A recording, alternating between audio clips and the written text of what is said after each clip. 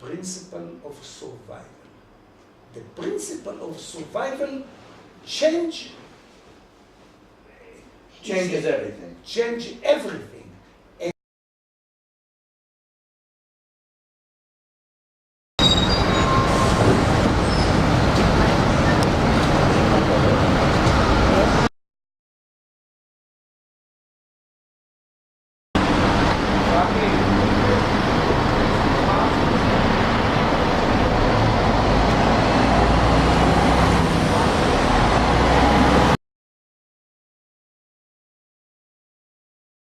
We've gone on a bus trip around this area. We've gone by the Mount of Olives.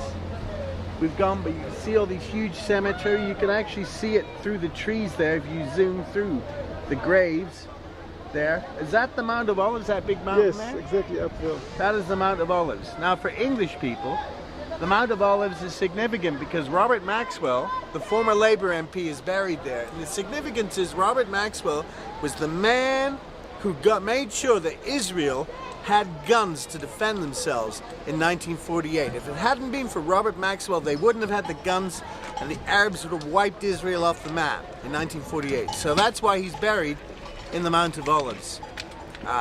Anyway, let's now go on our journey into, this is the old city.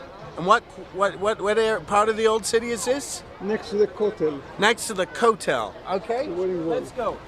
Last week we were in the Kotel, but I didn't get in front of the cameraman. So now I'm going to lead you all into the Kotel.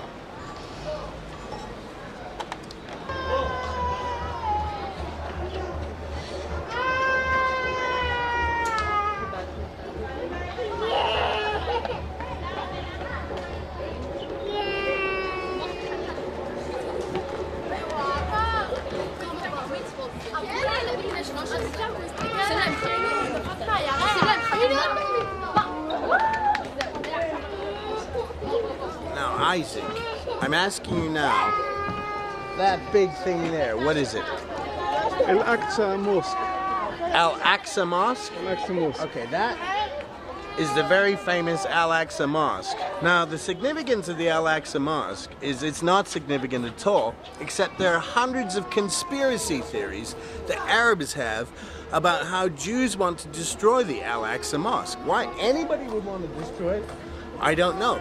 But throughout the Arab world and the Muslim world, every day Muslims think about how Israel is planning to destroy it. They have every conspiracy theory under the sun. You can go on Wikipedia and look it up. But that's the Al-Aqsa Mosque.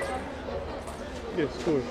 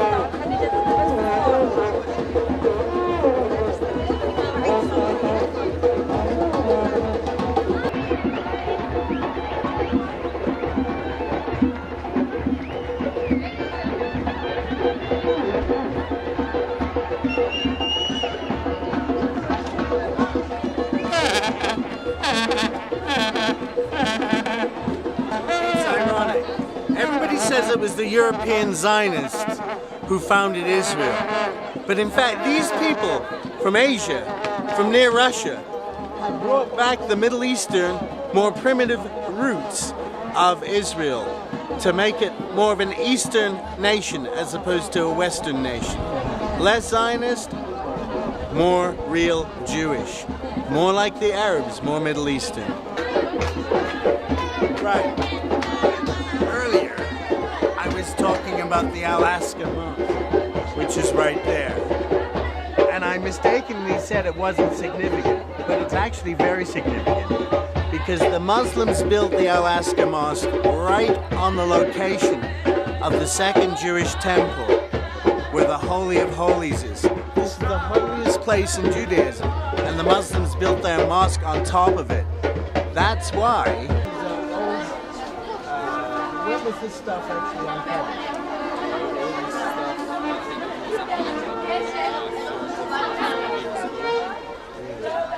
Since then, nobody is allowed to do any excavation around the old city. You know, but only in some places they are doing excavation, but to make such big excavation, it's impossible. And this is down to the government of Jordan? Yeah. The WAFT? Mm-hmm. The Waqf.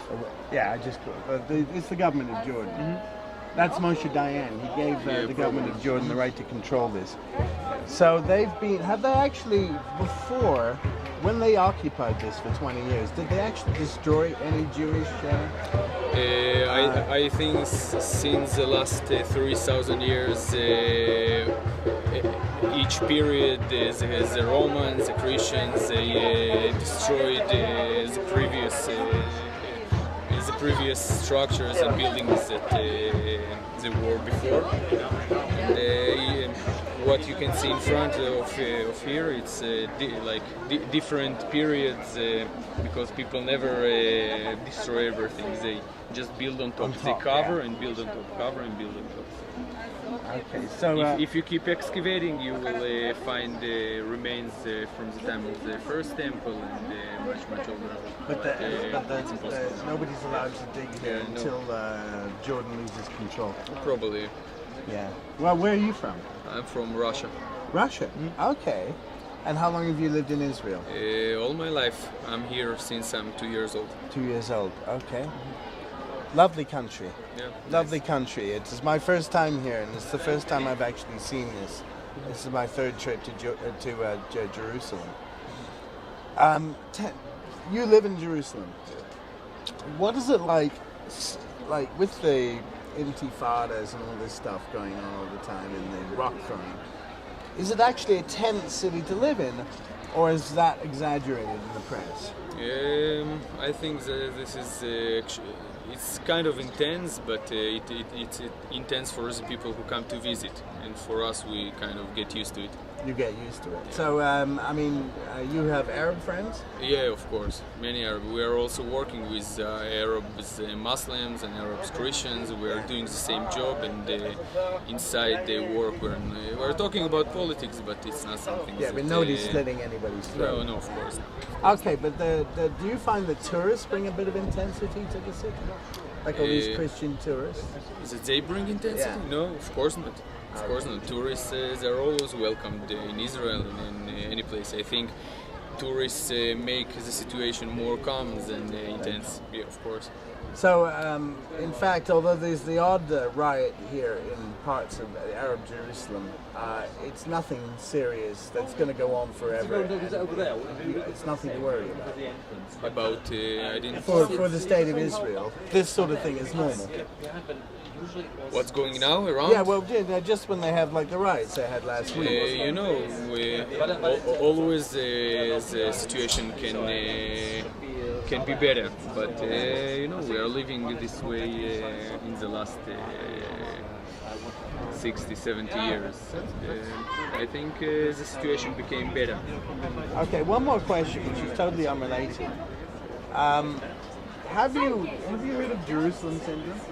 Yeah, of course. I see many of them around. Yeah. Could you describe what a person with Jerusalem syndrome does? It depends. It's not like one kind of syndrome. It's Jerusalem syndrome. It's usually people that they have a kind of a mental illness before they came to Jerusalem. It's not like people that they don't have anything like. It's not that they crack up. So they already have any mental problem, and then when they come to Jerusalem, they like start to feeling all the spirituality in the air and stuff like this. So what did they do? I mean, do you see guys running around with crosses trying to pretend to be Jesus? Some of them they are wearing like Jesus. They are walking barefoot and making long hair and telling everybody that doomsday coming and stuff.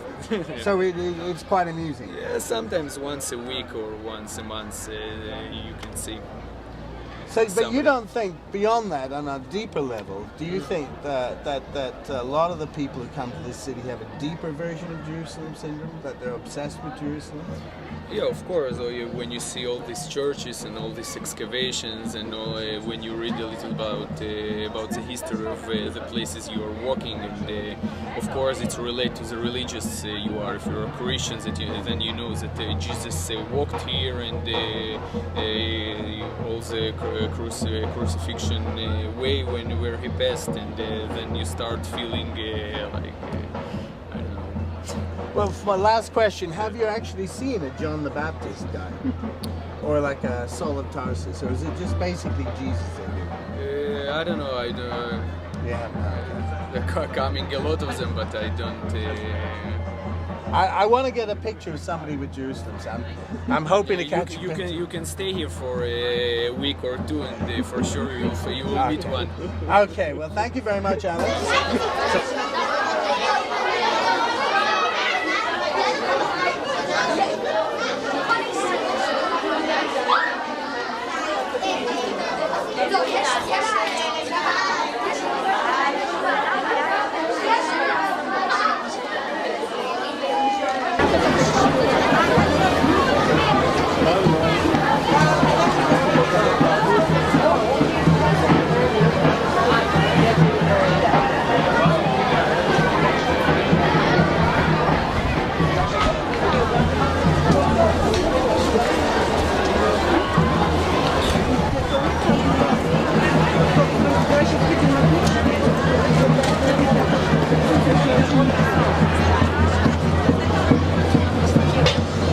What's that? Cafe? No, I don't think so. Maybe.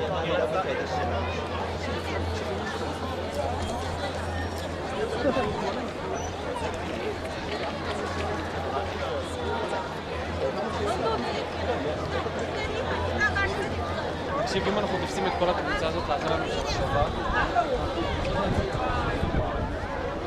תקשיב, אבל יש להם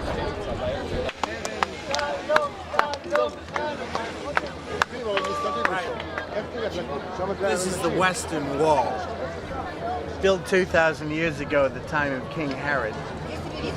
This is the center of all the madness that we're having today in the world. The Arab-Israeli conflict, the Christian-Arab conflict, the Crusaders. Everything began in this city because, of course, Judaism starts in this city, and Christianity is an offshoot. It's Judaism light. Judaism where you don't need to be circumcised. Judaism where you don't have to follow all 613 laws. Saul of Tarsus, who was a complete madman, decided to sell Jesus as the Son of God to the West as a way of exporting a sort of cult of Judaism, and he succeeded brilliantly. It took a few centuries for the Church of Rome to embrace this, but it's the only way that Europe became a modern, civilized continent was by embracing old Roman and Greek philosophy and the past, and combining that with the Jewish Christianity that helped create the modern world that we live in today. And people talk about the Templars and the Crusaders and all of this stuff. That all begins here, all the madness, all the battles, all the Islam actually doesn't begin here, but the Muslims claim ownership of this anyway, because in the in the Quran, they wrote that Muhammad went to heaven here in Jerusalem. I don't believe it, but I don't believe in any of this stuff. But I'm telling you now, all the madness begins here. So maybe Jerusalem syndrome has taken on hold of the whole world for the last 2,000 years. It has its benefits in Jewish ethics, in Christian ethics, and it has its madness in slitting throats and ISIS. Okay, I'll be in Wally Range. Maybe I'll see you in the city center. Oh, Christie's. I know, that's Didsbury.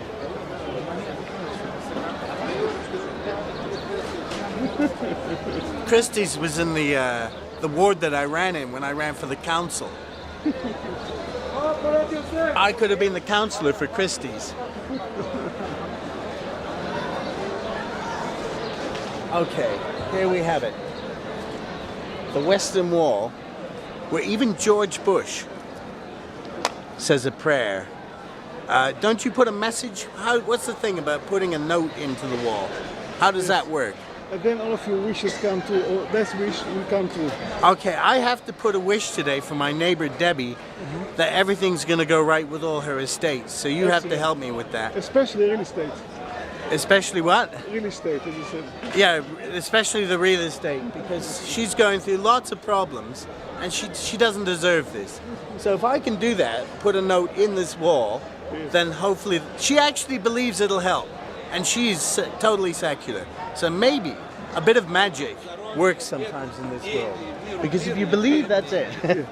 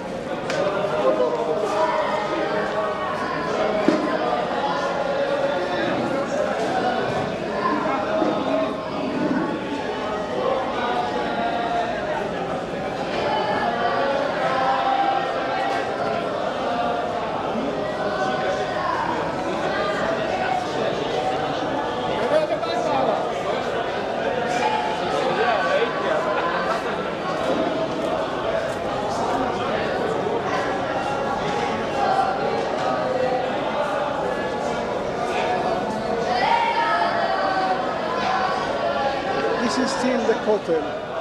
This. This is still a very long Kotel.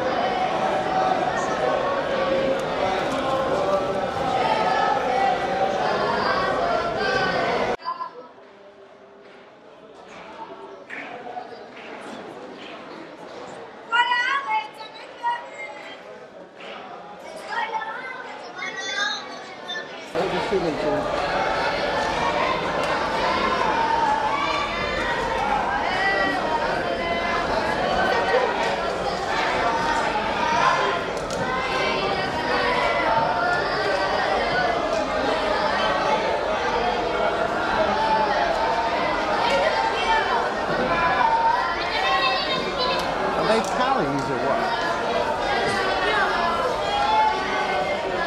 They're throwing stones.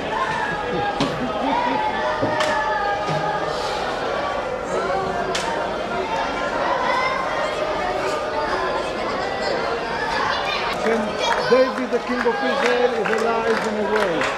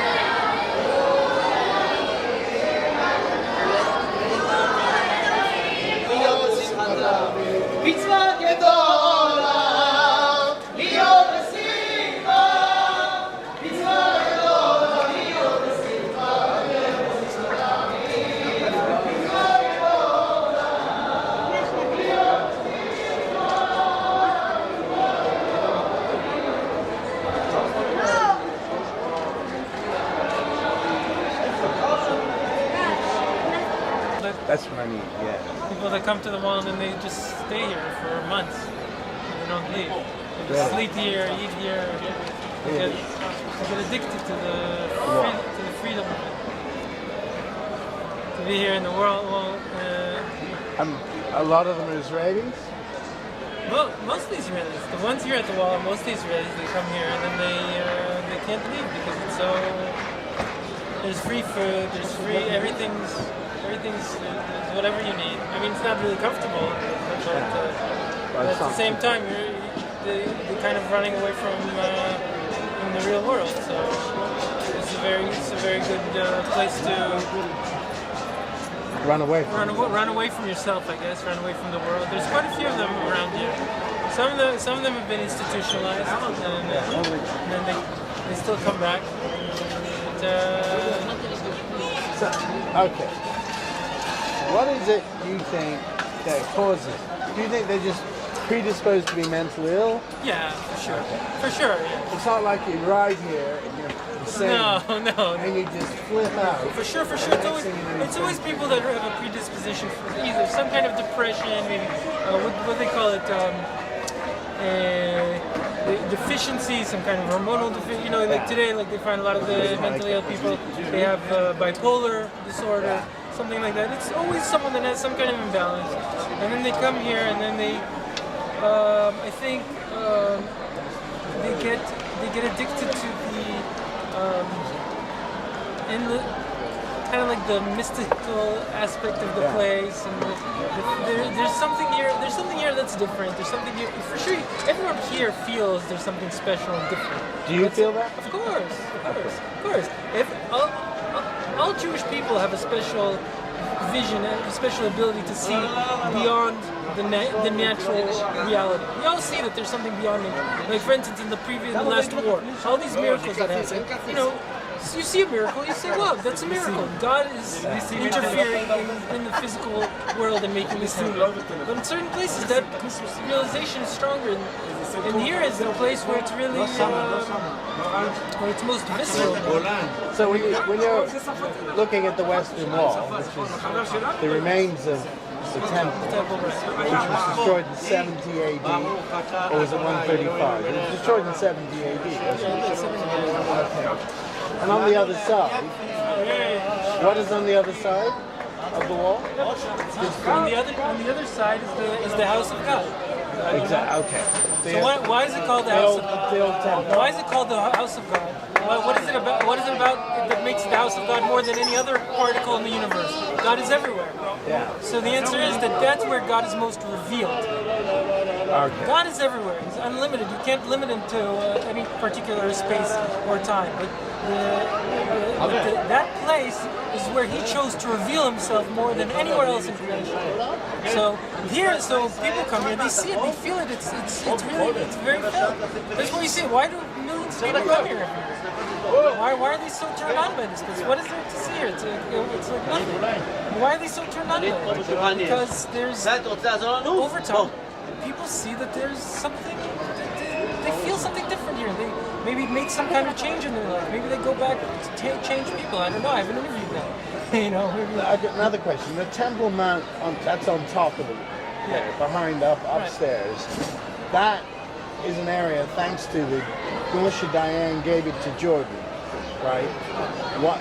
What is up there for a Jew and a Christian and not a Muslim? What is up there on the Temple Mount? Tell me what's special about it. At this point, there's nothing. It's only destruction. There's only destruction. There's only destruction. There's only destruction. I keep seeing videos you want, of people going you up want to, there. you want to feel. You want to really be slapped in the face with what is going on in the world. You go up there, you see what is supposed to be a celebration of the harmony and beauty and truth is just being trampled upon. Yeah. And so there's nothing to see there now.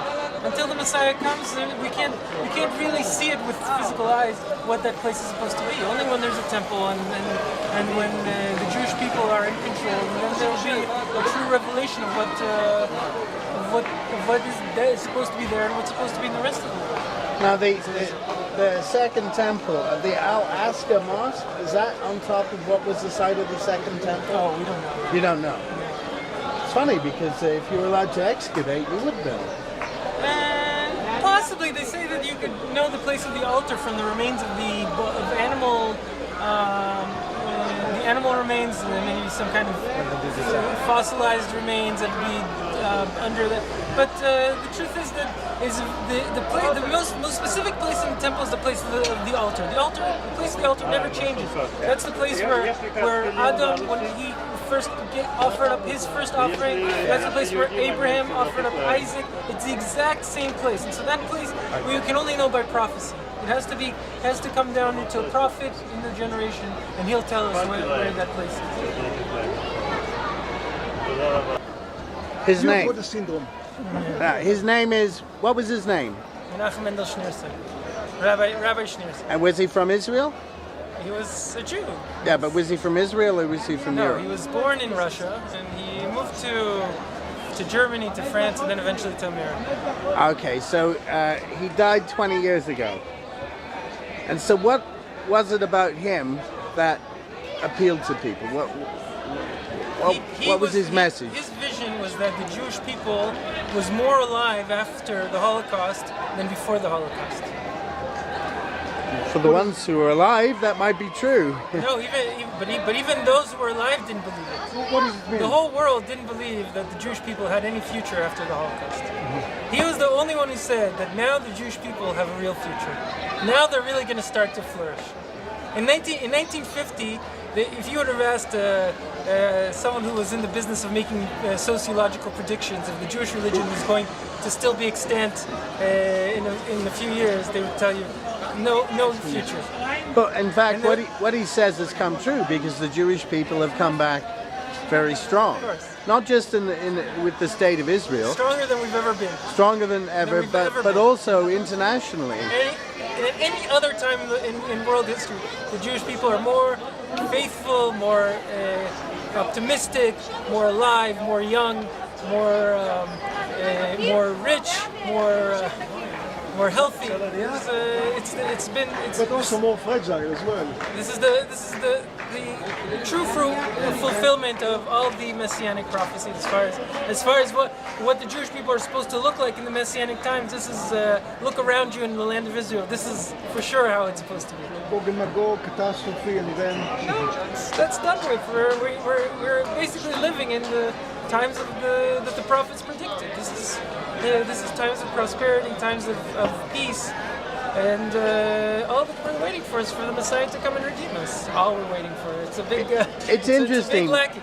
because if you look at the Middle East now, the Arab world is at its worst ever. It's falling completely apart, but Israel thrives. I mean, you have to go into. I have friends from Syria and those countries. Their world has completely and utterly collapsed, and Jordan and Saudi are just holding on the edge of chaos. They only say it's completely collapsed because for a long time they measured their success by the success of the top percentile, and, and really that's not the way God looks at it. God looks at every individual, and every individual has worth in God's eyes. And when there's a society that's built on one individual benefiting from many individuals suffering, that's not good in God's eyes. And so basically, what seems to the world as this catastrophe is actually a very positive and beneficial revelation of God's hand, God's desire that every individual in the world should be free to choose to have a good life, to have an ethical life. And So- until they free themselves from the shackles of barbarianism of this traditional society where one person decides for a million people, they can't make that decision. They can't live true ethical lives. So maybe through disaster they'll rise out of it and change. Every change requires some kind of shaking. But you see that it's happening in a way that is more peaceful than ever before in world history. Never has change been so, especially in such violent cultures. The fact that that's not even it's taken its toll, but compared to the violence of the people, it's minimal. These people, they've been living for thousands of years just by shedding blood. That's been their lifestyle. And so you know. What about the state of Israel? Now, there are various views. Tel Aviv syndrome says the state of Israel is terrible, it's falling apart, Europe hates us. And then I come over to Jerusalem, and it seems a lot more positive. So Jerusalem syndrome within Israel seems to be, I mean, I see these guys dancing and singing in there, you know, the, what were they called? Kotel. Yeah. And they're completely different from the Tel Aviv cappuccino set. So I'm actually getting a positive vibe of Israel is stronger here than over there. What do you think? It says that before the light, the revelation of the light, the darkness becomes the greatest. Yeah. Because in order for new light to come into the world, the old light has to recede. And so if a person's addicted to the old ways, the old light, the old definitions of success, so then all you're seeing is lack of success, drudgery, and danger. But if you're opening up your eyes to the opportunities in the future, that are opening up in the future, and you're seeing that we're living in a world where communication channels have opened up a millionfold over the last 10 or 20 years. Where people are communicating over distances and over culture gaps that has never been before. Where the opportunity to change people's minds is in a split of a second. So if you look from an opportunistic perspective, the opportunities are endless. If you look at it from predictability, how much predictability is there? There's much less predictability. If you're addicted to predictability, you're not liking this world. But if you're into opportunities, then this is the world for you. So in fact, you're very optimistic, and in fact, I'm not Israeli like my friend here who lives in Australia. I'm a Canadian who lives in England. But a lot of Israelis panic about the future of their country, but their country seems to have a great future viewed from the Jerusalem perspective. From your perspective, it's very positive. And you're not worried about all the ICs and the slitting throats and all the stuff happening. That can't touch you, right? Look, we want the violence to end. We don't want there to be any more evil in the world, and so that's why we have to live seriously. We have to take these things seriously. We have to take it as a message, personal message in our lives that we have to make ourselves better in order to make the world better. But if we're going to do that, we have to believe that it's all leading up to a very soon it's gonna reveal itself to be purely goodness, and so. A person who's living pessimistically is not going to tap into the opportunities. A person who's living optimistically, and that's what we see is the message of the scriptures. You never see Moses saying, "Oh, I don't know if we'll get to the land. I have doubts." You never see Moses doing that. Why? Because that's a person who's truly connected to God. He knows we're on a process here. We're on a path. If you're walking on the path, so then you're never stopping.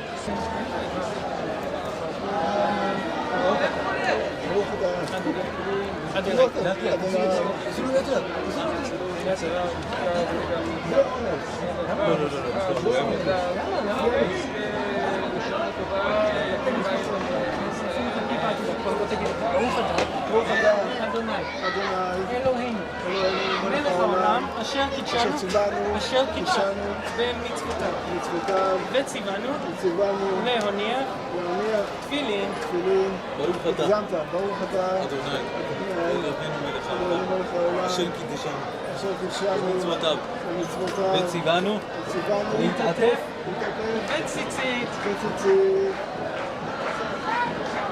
ברוך אתה אדוני אלוהינו מלך העולם אשר בחרנו חבל לכל העמים ונתן לנו את תורתו ברוך אתה אדוני נותן התורה שמע ישראל אדוני אחד ברוך שם כבוד מלכותו לעולם יפה מאוד David, I'll kill you. No, the picture, we make a picture. I become the joke. Very happy. Hashem, God is very happy. Thank you. Wonderful. He's laughing. He's very joyful. Wonderful. Very good. Thank you very much. Now you're ready for a new year. This is a whole new שנה year. טובה, תודה. שנה טובה Do you want me to ומתוקה. email you a פעם picture? ראשונה בר מצווה. Wait, do you want me to show you No, the it's okay, picture? it's okay. I see this. No? No, I'll show you a picture. I took. אתה אולי לא תאמין, אבל אתה גם שינית את החיים שלנו. תודה רבה. כל אחד עוזר לשני. זה לא האמנתי שיקרה לי היום. אתה רואה, it's not predictable, as you said, unpredictable. Do you want a copy? Do you want me to email it to you? שנה טובה. תודה וחתימה טובה. שנה טובה. נכנסנו לעשות מצווה, אתה רואה? נגד הצומק. How is that? Isaac, you're a star. You're an absolute star. Let's go to the church now. Okay. Let's go to the mosque. Allah Akbar, Allah Akbar. No, we can't have any of that stuff. Baby, don't film me. I got a syndrome. Yeah. I'm flying. I'm the Messiah. I'm the Messiah. Here. I won't show this to Benji. Don't show to anyone. Don't show to Benji.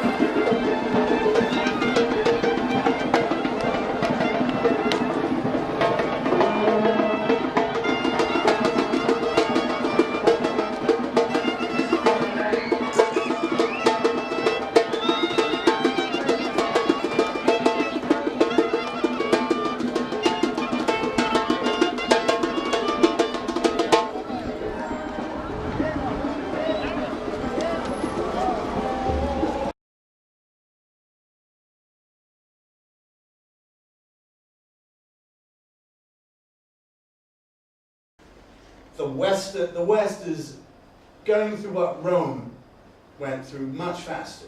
Western civilization is collapsing internally at such a fast rate that most people aren't aware of it. This is just my perspective where I'm coming from. Since the creation of the welfare state in England in 1945, the British Empire completely collapsed prematurely. It didn't have to collapse that quickly. And the national health and the welfare state have turned the English from an empire to a hospital. Basically, England is now a hospital. They worship the shrine of the National Health Service, the welfare state. And as a result, the English people have completely lost it. The new generation of English people are, I would say, they don't even know the history of their own country. And that's fascinating to watch. What I'm watching is the internal collapse of Great Britain at triple the speed of Rome after Augustus Caesar. It's happening much faster.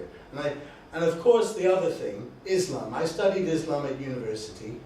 Little did I realize that what Bernard Lewis said, that the third great advance of Islam is in fact through immigration.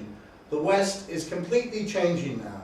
If you think you've got a problem in the Middle East, in England now, we have a radical Islam in Manchester, in London, and cities like that, Wahhabi influence through the mosques, paid for by the Saudis, which is completely destroying and undermining Western civilization from within. You've probably seen the documentaries about the no-go zones. There was an excellent one made for Israeli television called Muslims in Europe a few years ago. The no-go zones in Europe. And what we've got 14 million Muslims in Europe, and that is the biggest challenge to Western civilization, because the left has taken control of Western Europe after the Second World War, where we abandoned capitalism, embraced socialism, embraced the politically correct society. What's happening is that the left is allowing Islamic civilization to sort of take us over from within.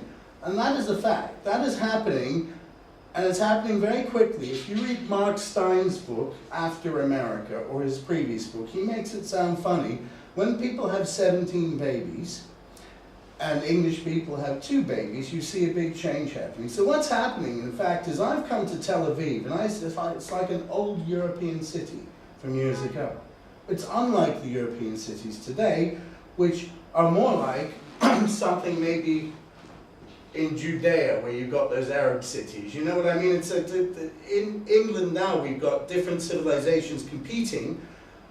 The melting pot that I grew up with in Canada, where our English civilization, all the immigrants conformed to our English civilization, does not happen in England. It's not happening in France, and it's not happening anywhere in Europe. So I'm watching, from my perspective, Europe commit suicide. Basically, what happened to Egypt between the 11th and 12th centuries, where it went from 75% Coptic, 25% is Muslim, to 75% Muslim, 25% Christian, is happening in Europe now. And we have like 5,000 people a year converting to Islam in England.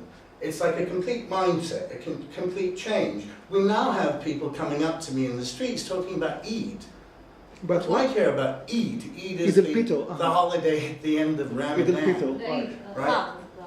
And what happened to Christmas? Christianity is dying in Europe.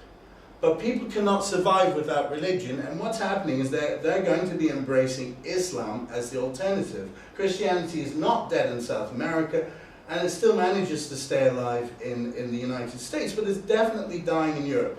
An atheist society cannot withstand the strong religious influence of Islam, which is a political. I don't even consider Islam a religion, I consider it a political system, and always have considered it as such. So I'm just, from my perspective, it has nothing to do with what I want to ask you. My view is that I'm watching my civilization decay in literally 100 years. How the great powers of Europe ruled the world in 1914. 2014, Europe is in a tailspin of decline, losing their identity. And then I watch Israel.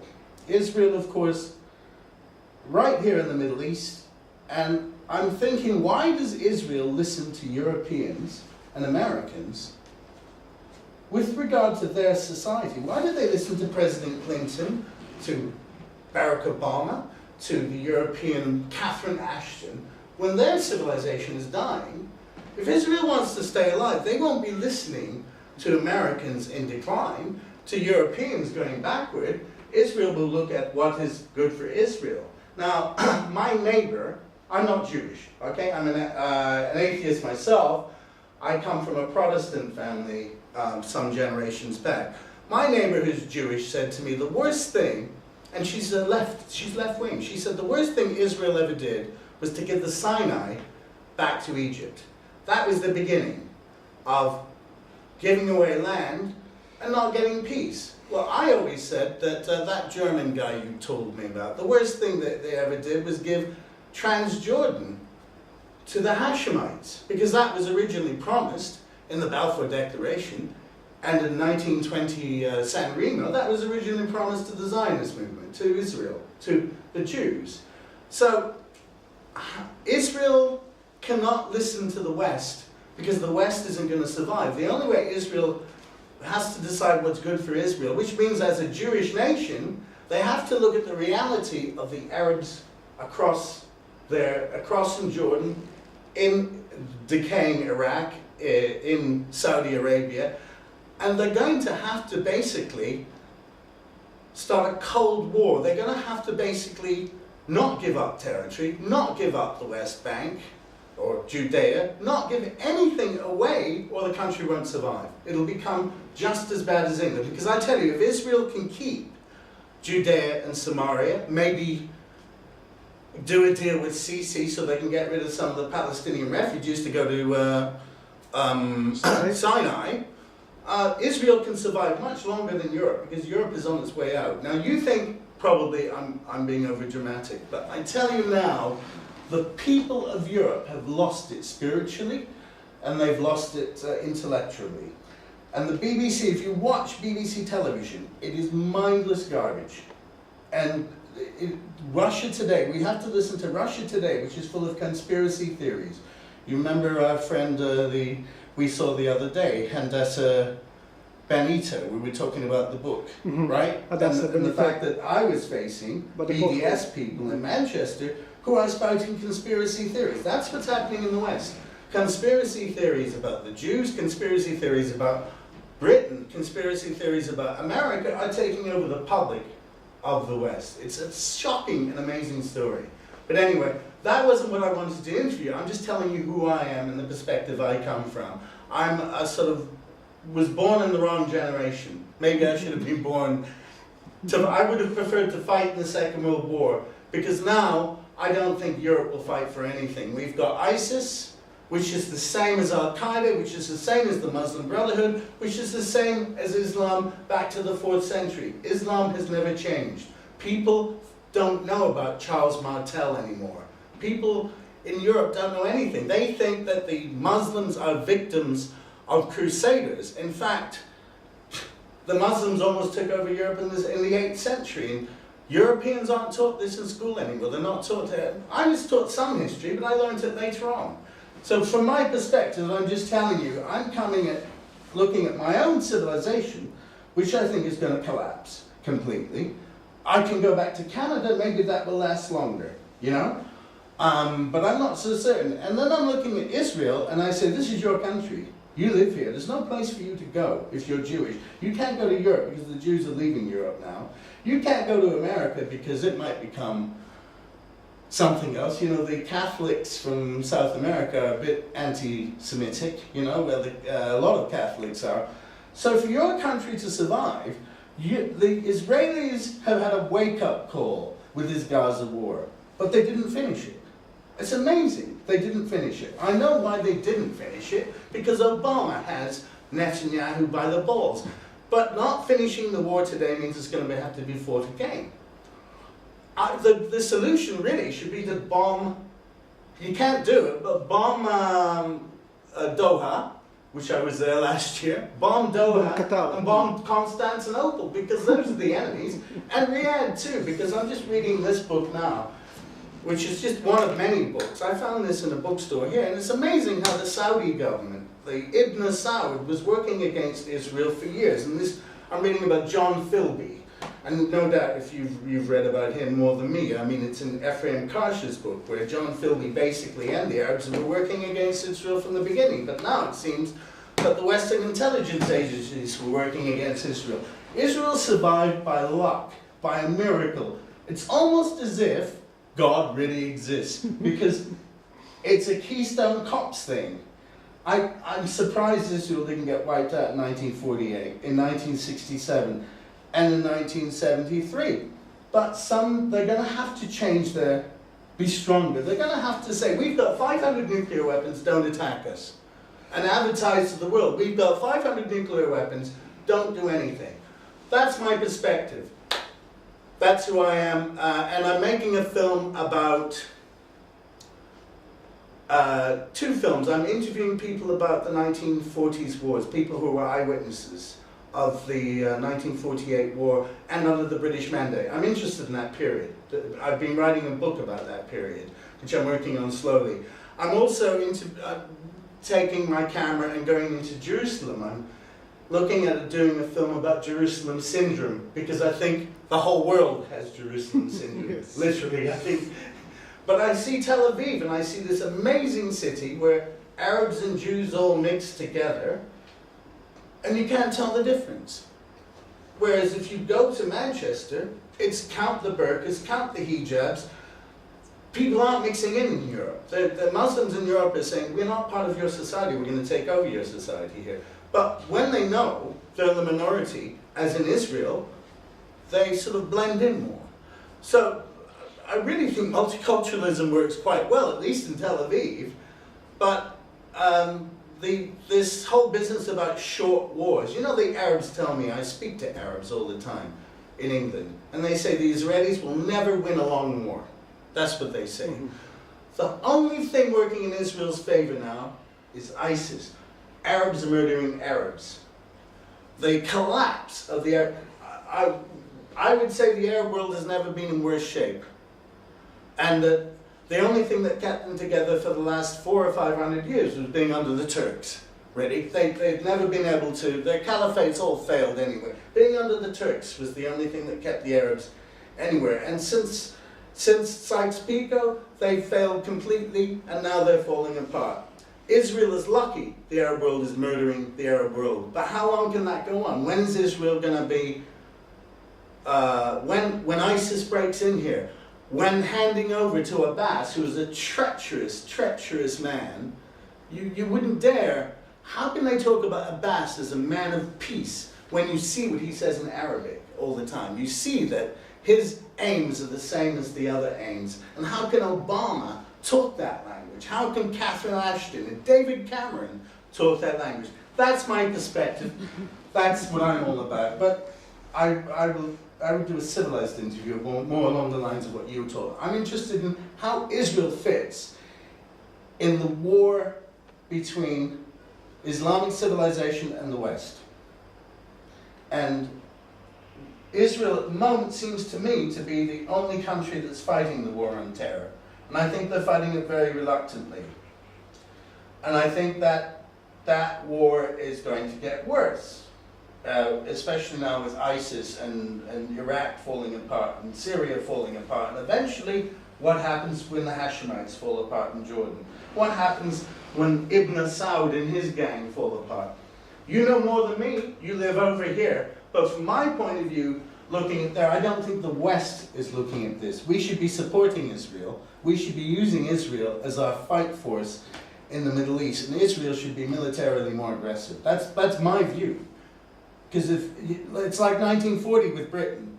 What we should have done was bomb Germany on September 4th, 1939. We should have bombed Berlin. We waited.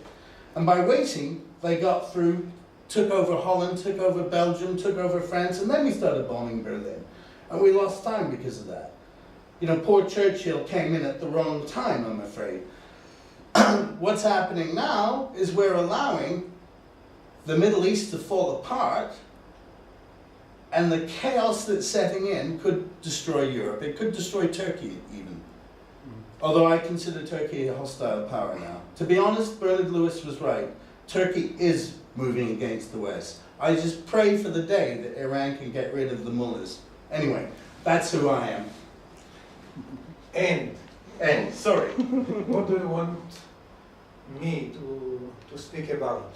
I want you to speak about Israel's chances of survival, what Israel's chances of surviving if they don't change the way they're dealing with over the next few years.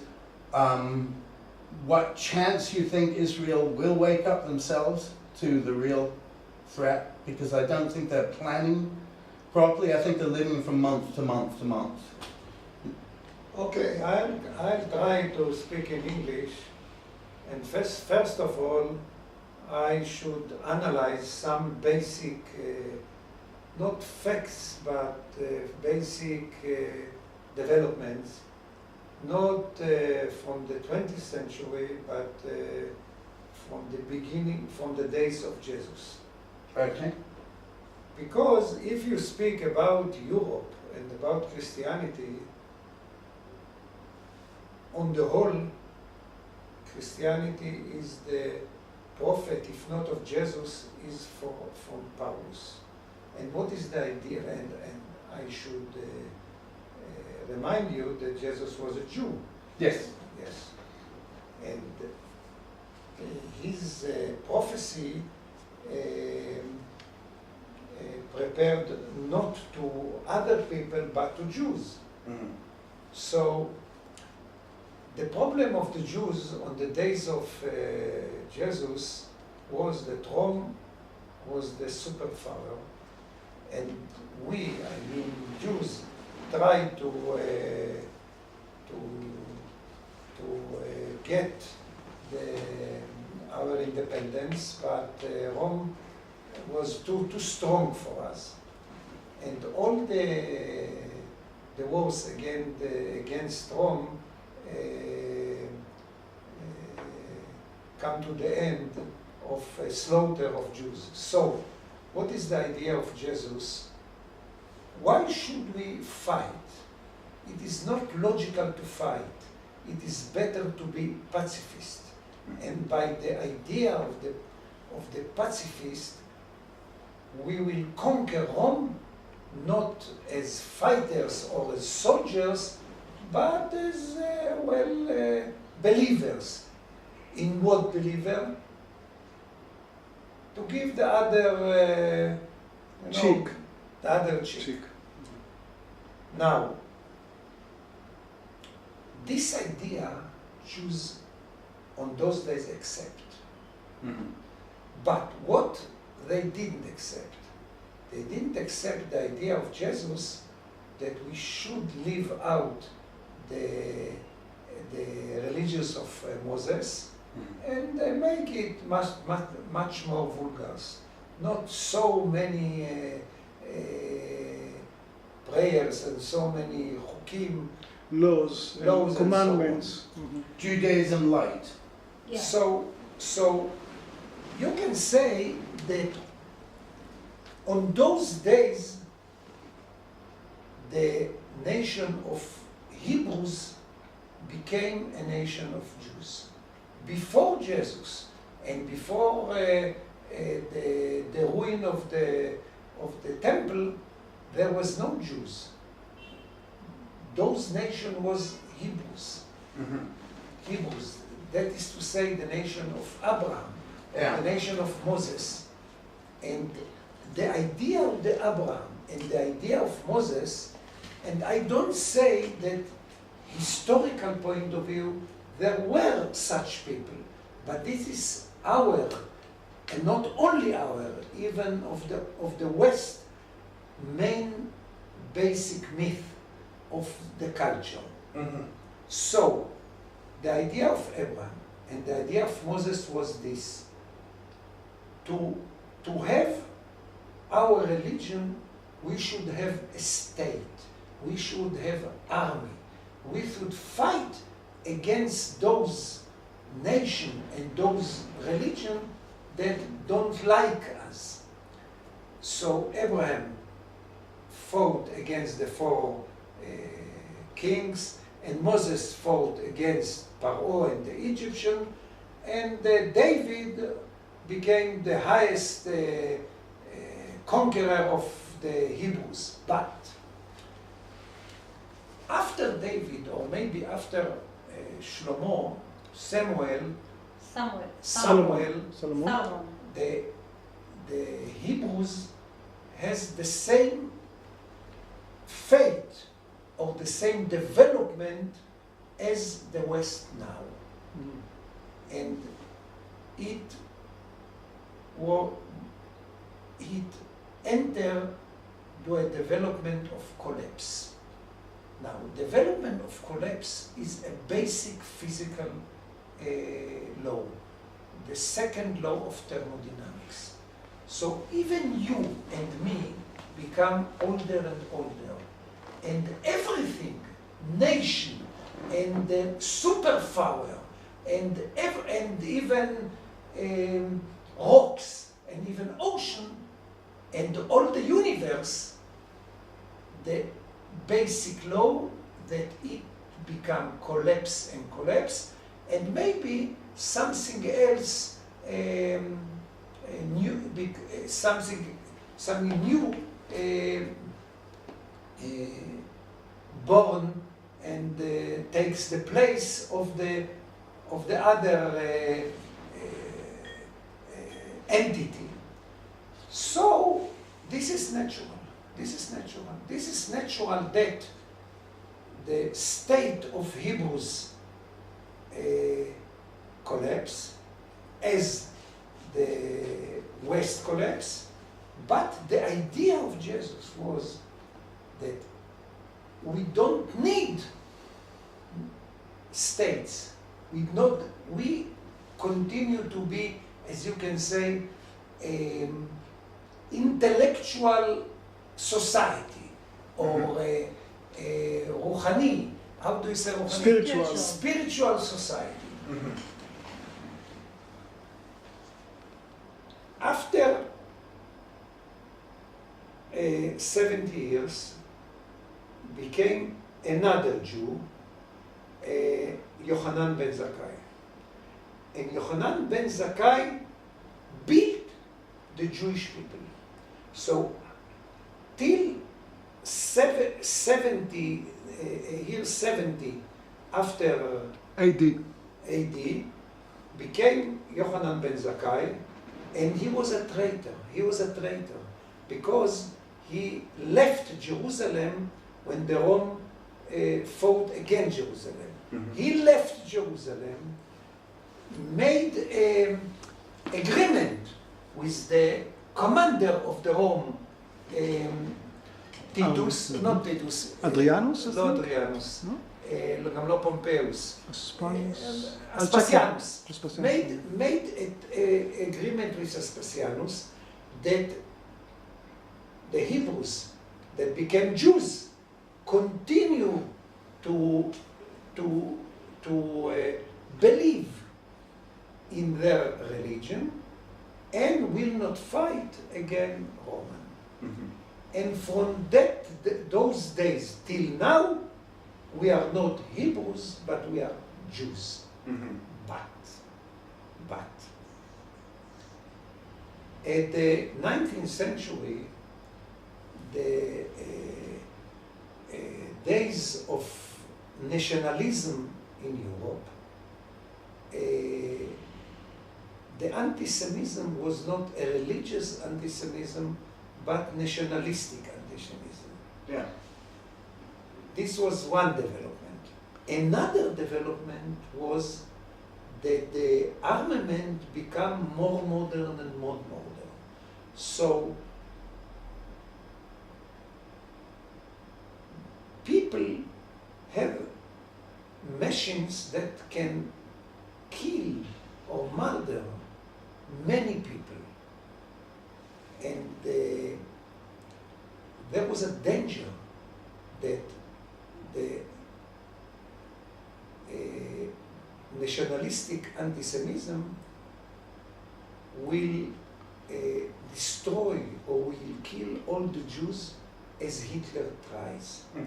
So some people understood it from the beginning of the 19th century.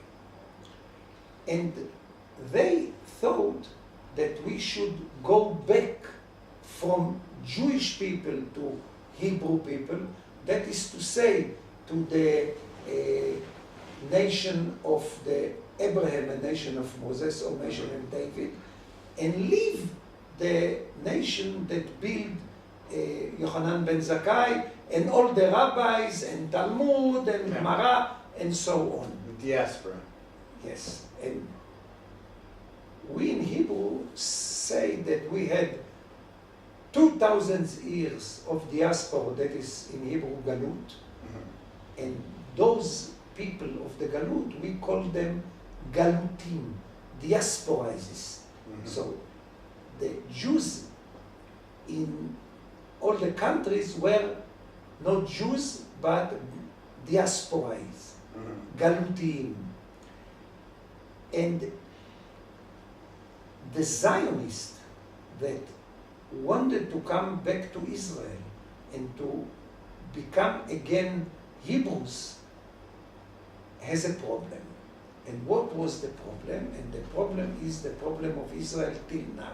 So I show you, as the poet, the German poet Goethe said, the great picture. The great picture of the history. So it began from Abraham, then 2,000 years from Abraham to Yochanan ben Zakkai, and in the middle Jesus, but he left Jews.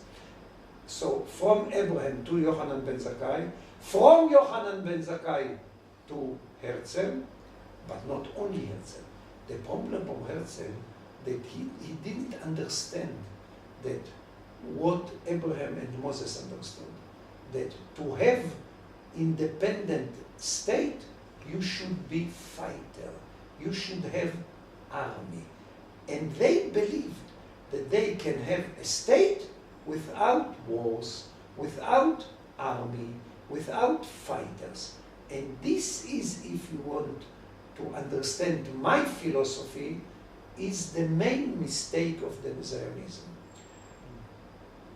Zionism to influence shape the way of Zionism. One of them is Yochanan ben Zakkai, that is to say the diaspora, that is to say we need not state, we need not army, we will not fight for other people but not for us, we can live without state, and state mean wars. If you live, if you don't fight, if you don't want to fight, don't have a state. By the way, Bernard Russell, and in English people, once said, better red than dead. So what is the idea of better red than dead? If the communists want to conquer England, okay, let them come, because it is not logical for Bernard Russell to fight against the Soviet Union. Not against Russia, but against Soviet Union. Yeah. The same idea was the idea of Yochanan ben Zakkai, but it is not only Yochanan ben Zakkai. This is the main ideology of the Hebrews in the diaspora. So it is not logical to fight. Fighting is, you can say, something not logical, something criminal, something that rational people don't do. So this is one influence. There was another influence, and another influence was Karl Marx. And look, Karl Marx was a Jew. Well, not exactly. A self-hating Jew.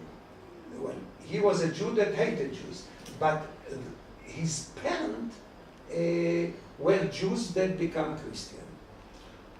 So he came from Jewish people, Karl Marx. Lenin came from Jewish people. Really? The grandfather of Lenin was a Jew. And there is a story that even the father or the grandfather of Hitler was a Jew. So first of all, I've heard that.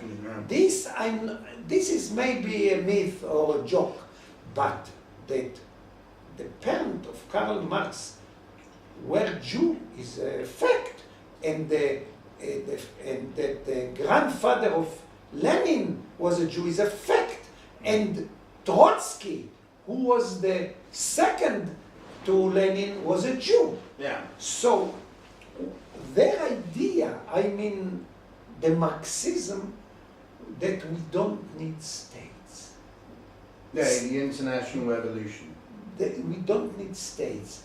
A state is a creation of the capitalism, and we ruin the capitalism, we'll ruin the state, and we'll have communities that will live one with other in peace. Now, Israel, the state of Israel, was built by people who admire Marxism. Ben-Gurion, yeah. Not only Ben-Gurion, but well, all his, you can say, second immigration, second aliyah. Yeah. And look, the sister of my grandmother is a national poetess of Israel, Rachel HaMeshoreret. And one of her poem is on me, Uri. בן לו היה לי ילד קטן, if I would have a child, a little boy, I'll call him Uri. And Uri is me. So Rachel המשוררת, Rachel poetess, was one of Rachel, the poetess, ברל כצנלסון, א' ד' גורדון, דוד בן גוריון, all of them were a group that built the basic culture of this country. So they have two, you can say civilization, but it is better to say, well, maybe civilization. The civilization of Yochanan ben Zakkai, so we don't need a state, and a civilization of Karl Marx, that we don't need a state. And these two civilizations has a great influence of the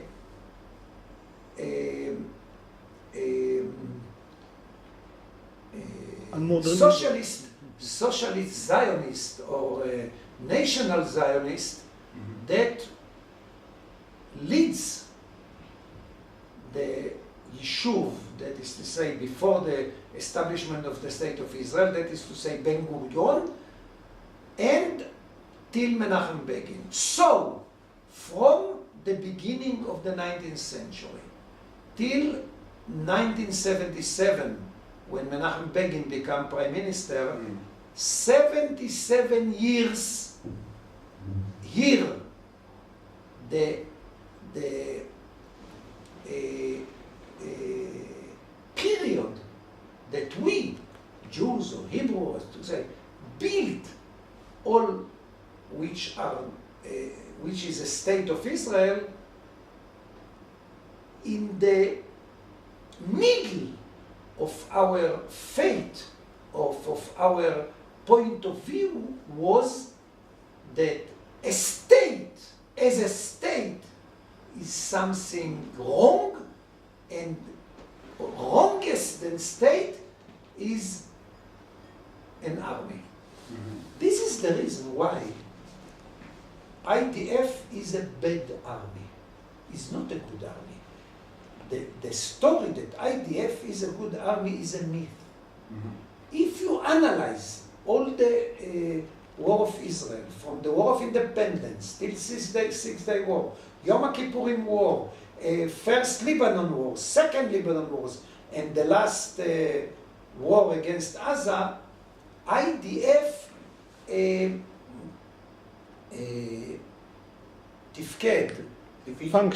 function very bad. But the Arabs were worse. Yes. The Arabs were worse. So we didn't, you can say, we didn't build a security culture. So we have, you can say, a strong army, but a strong army without a security culture. This is to say that our leaders in the political area and in the military area, all of them are amateurs. All of them has no understanding about wars, about army, About strategy. about operation, and so on. And for this reason, even so, we conquer in our wars, as the history of Roman, once there was a case that they said such a conquer and we were lost. You know, the one leader of one Greek leader fought against Rome, and he has some success, but you can say even not only of this leader but also of מה שמו, זה לא ירובל, איך שמו, זה שנלחם בסקיפיו אפריקנוס, שבא עם פילים מספרד לרומא. From Carthago, from Carthago, yes. Yes, Cato, old Cato. Not Cato. Hannibal. The same you can say about Hannibal. Even so, Hannibal had some success in the battle. His war was a failure. Yes. So, this is my idea about Israel. Now about the West. Something about the West. as I said, the Western country, you can call them the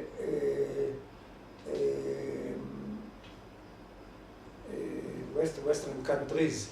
You can call them Natsrut, no? Christian Christian countries. Christian or Christian world. This is a country. This is a Christian world. culture, Christian. The Christian world. Christian civilization. With built on Jewish law, basically. Well, A lot of it is. not according to my idea. It is not מדויק, Not precise. not precise. It's really an offshoot. It's not, Influence. it came from, Not of course. precise. The circumstances that Christian was built or born, the circumstances that Jews, one of them is Jesus, understood that they have no chance to fight against Rome.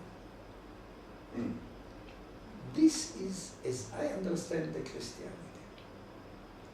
Only this. All other things are myth and narrative and something to have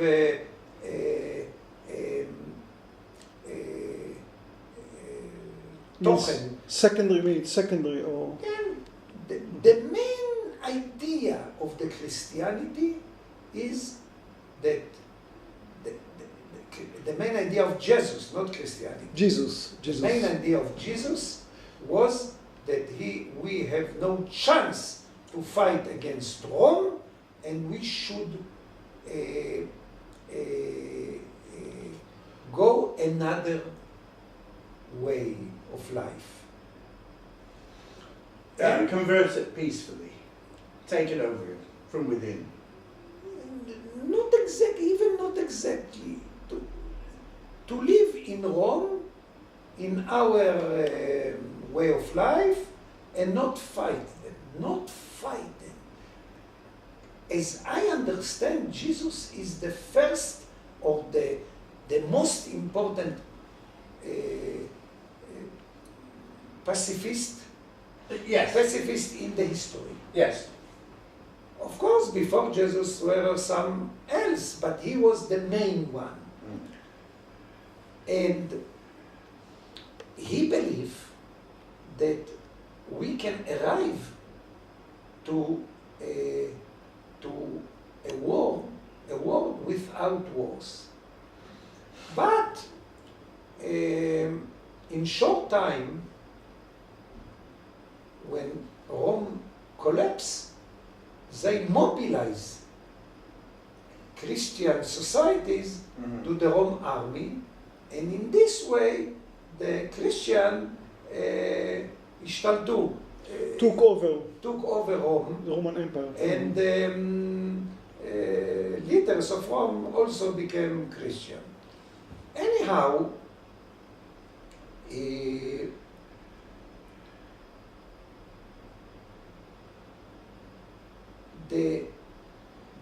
the strength of the Western society, of the Western civilization, came not from the Jewish people, but from the Greek philosophy and Greek rationalism. So from Plato and Aristotle and so on. And you can say that the Western society is the union of the Judaism and ancient Greek or Athens, and this developed the science and technology. Now, as I look at the history from the beginning, after the book of Hawking, קיצור תולדות הזמן, A short history of time, or a brief history of time. brief history of time, my brief history of not time, but brief history of history, or brief history of our civilization, the civilization of people who מייצרים מזון. Who create food. Who create foods. Produce food, yes. There is a development of creation armament. So from the beginning of our civilization, the main problem of people was to neutralize threats. It is not only the problems of Abraham, of problem of Moses, but problem of everyone, even you and you and you. So our problem, we live in a hostile world. סביבה. Environment. We live in an environment that there are endless threats. So our problem is, even in our private life, how to neutralize these threats of illness, of תאונות דרכים, car accidents, not only wars. Most people die not from wars. Most people die from מחלות, ills, sickness. So, as Thomas Hobbes, the British, Hobbes was a Scottish, no? Scottish, yeah. Scottish. So as Hobbes said that a state is a Leviathan. איך אומרים Leviathan באנגלית? Leviathan, you call it, Leviathan. Leviathan. State is Leviathan. So people who decide how you live and how I live are those people who rule the state, the political, the king, the prime minister. And from their point of view, after they have enough money for their private life, is to neutralize threats on the state. And you can look on the history as endless movement or endless development of wars, and different states or different societies tries to create better and better armament. So, those society that has better or most efficient technology have much more strong strength, much more strength than a primitive society. So what is the situation now? The West has better technology. Now, temporarily, yeah. Now, and I think that even in the near future. Yeah. So the West, if you take for example, the England or French or United States, and on the other side, take Yemeni and Saudi Arabia and Egypt. Yeah. So, and you can use maybe not the best criterion, but not worst criterion, who have more Nobel Prize. True. The West. The West or the the rest. or Yes. the Muslim. Now the Muslim maybe has only one or two Nobel Prize for technology. Pakistan men who developed the nuclear war in Pakistan. Yeah. I don't think that there is another Muslim, or at least Muslim man who has Nobel Prize in science. Maybe in a lecture or in poetry or something like that. By the way, Israel, as a little society, has some Nobel Prize in science, and not only in science, but also in science. Anyhow, from one side, there is a society, the Western society, that has much better armament. On the other side, there is a society that has primitive armament.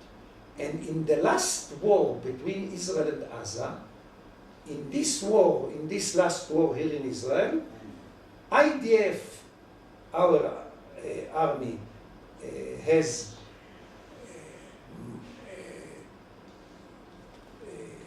modern, or you can say super modern armament, and the Hamas primitive. But this war, we can learn from this war that in some situation the primitive armament is much stronger than the advanced precision. The advanced armament. And why? The reason is you can say Jesus, but not only Jesus. In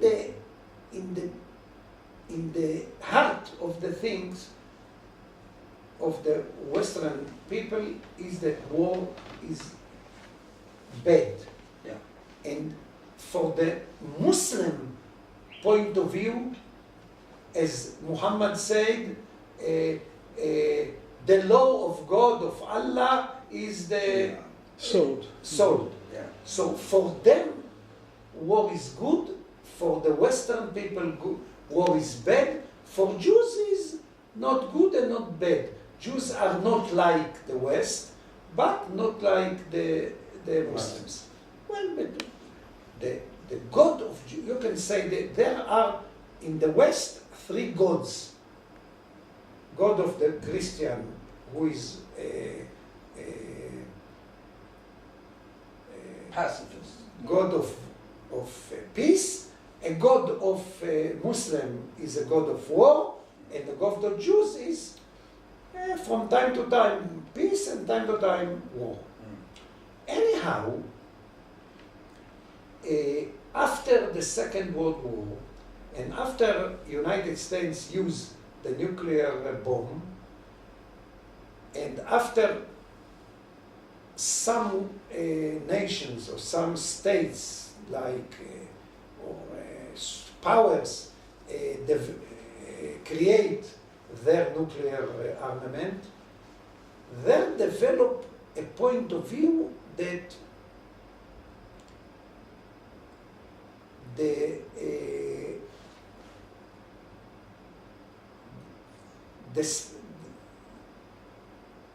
second war or the war in the future will be the last war.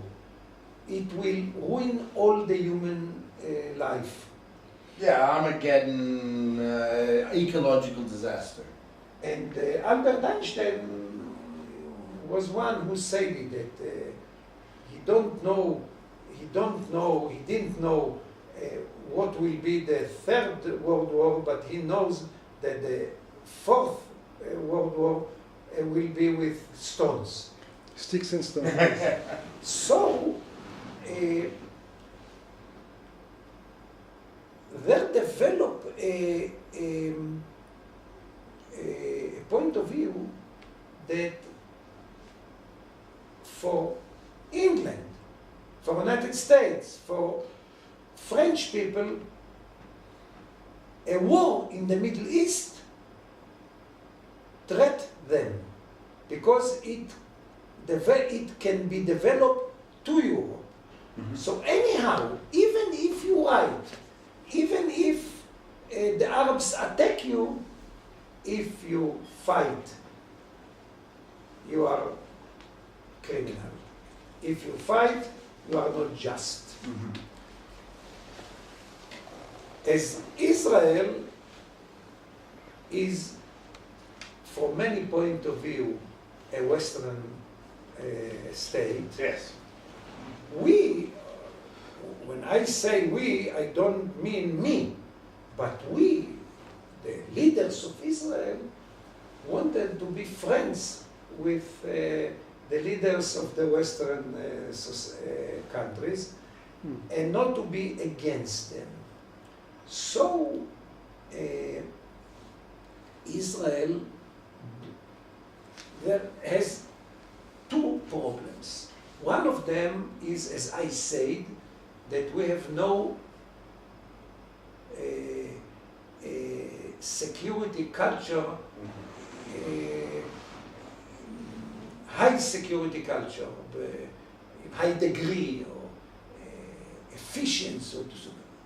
Another point is that we want to be a Western country, and anyhow, if not Western country, we want to be friend and with good relation with Western countries. So, to sum up my speech, I would say that in the future, and the future is now, always future is now, but not always people understand the future from what happens in the present. Anyhow, I would say that the decision of Obama to fight against ISIS, against the state of Muslims in Iraq and Syria, is something of the future. Take Obama as a person. How he became a president? Because he promised to stop the wars of the United States and to solve all the problems with diplomatic acts. And now, yesterday or a day before, he said that he will fight directly, well, with aeroplanes.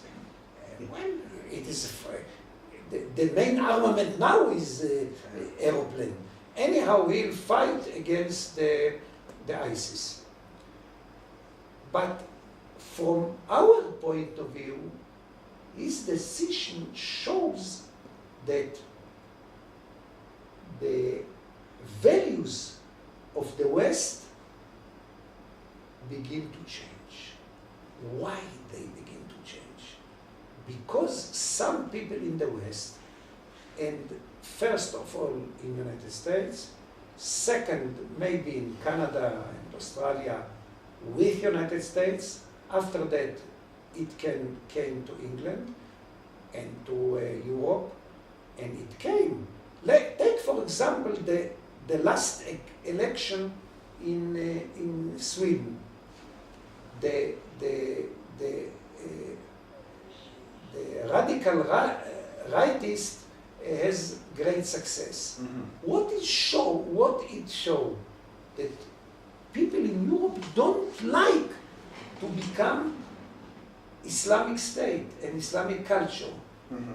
The same is true in France, and the same is true in all the countries in Europe. Well, it is a development. It is not from today to tomorrow. So what I think... It's a turning point. Excuse me? A turning point? The turning point, there are some turning points. Maybe the first was the September 11 in the United States. Yeah. Second turning point, that the ISIS take the head of some American and English people. And then this peace President Obama decide to go to war. From our point of view is that there is a change in the peace value, the Jesus value, in the West. Now, we don't know how the development will continue. We don't know, but we can guess that the Islamic people, at least the leaders of the ISIS, will not yield. They will continue. And they will try to take head not only in Iraq, but also in England. By the way, in England they take a head of one In London. policeman. Yeah. I'm not sure in London, maybe in Manchester, not in London. There was an incident where the I son don't- was a I'm beheading not in sure. London. South London or East London? I think that it is not in London. Anyhow, it is not. This is not the point. The point is that when the radical Islamic will make their sort of war in Europe, Yeah. it will change the values of the European, because value and religious is very important, but there is something more important, and this is the main important, and the main important is the principle of survival. The principle of survival changes everything. Change everything, and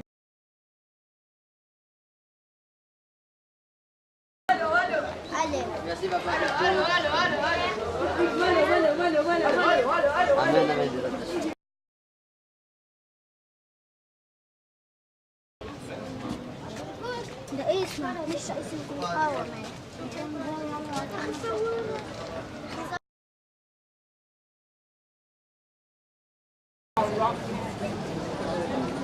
يلا شلحات.